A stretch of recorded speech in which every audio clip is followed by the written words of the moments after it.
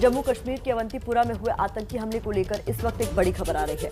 आतंकी हमले में पुलिसकर्मी समेत 3 लोगों की मौत हो गई है। अवंतीपुरा में आतंकियों ने बीती रात पुलिसकर्मी फयाज अहमद के घर में घुसकर ताबड़तोड़ फायरिंग की, जिसमें फयाज अहमद शहीद हो गए थे। पत्नी और बेटी के इलाज के दौरान मौत हो गई है। सुरक्षा बलों ने पूरे इलाके को घेर लिया है। उपराज्यपाल मनोज सिन्हा ने इस कायराना हमले की निंदा की है। तो इस वक्त पूरे इलाके को घेरकर सर्च ऑपरेशन चल रहा है। जम्मू कश्मीर के अवंतीपुरा में आतंकी हमला हुआ, जिसपे पहले ही हमने आपको खबर दी थी कि फयाज अहमद और उनकी पत्नी फयाज अहमद शहीद हो गए थे। उनकी पत्नी की दुखद मौत हो गई थी और बेटी की भी इलाज के दौरान मौत हो गई।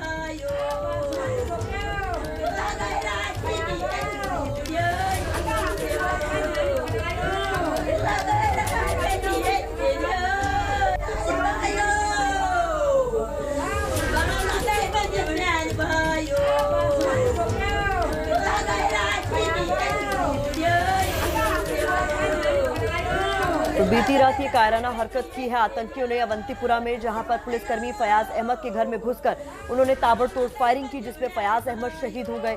उनकी पत्नी की इलाज के दौरान मौत हो गई। बेटी गंभीर हालत में अस्पताल में भर्ती थी। खबर अब ये मिल रही है कि बेटी की भी इलाज के दौरान मौत हो गई है। सुरक्षा बलों ने पूरे इलाके को कॉर्डन ऑफ कर दिया है, घेर लिया है और सर्च ऑपरेशन जारी है। हमारे सहयोगी आसिफ हमारे साथ जुड़ गए हैं। आसिफ, जो जानकारी मिल रही है कि बेटी की भी मौत हो गई है, आप इस वक्त क्या परिवार से मिल पाए हैं? क्या कोई जानकारी आप तक पहुंची है इस खबर से जुड़ी? जी देखिए, परिवार की तरफ से भी अब इस बात की पुष्टि कर दी गई है कि बेटी की भी मृत्यु हो गई है।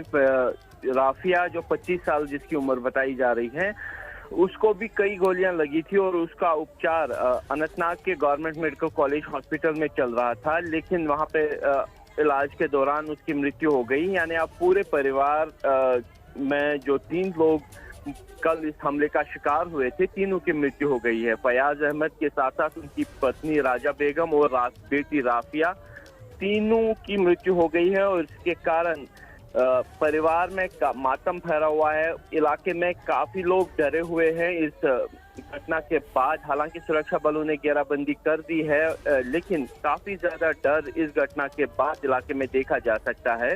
सुरक्षा बलों का कहना है कि हमलावरों के बारे में कुछ अहम सुराग मिले हैं, लेकिन फिलहाल हमलावरों तक पहुंचने में सुरक्षा बलों को कोई कामयाबी नहीं मिली है। जिनके बारे में बताया जा रहा है कि उनकी संख्या 2 से 3 थी। वो कल देर शाम घर में घुसे थे और घुसते ही ताबड़तोड़ फायरिंग कर दी थी, जिससे पूरा परिवार जो है चपेट में आया था।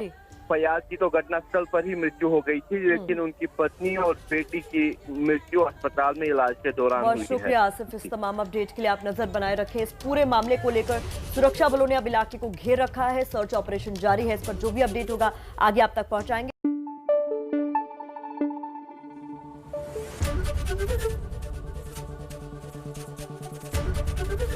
एबीपी न्यूज आपको रखे आगे।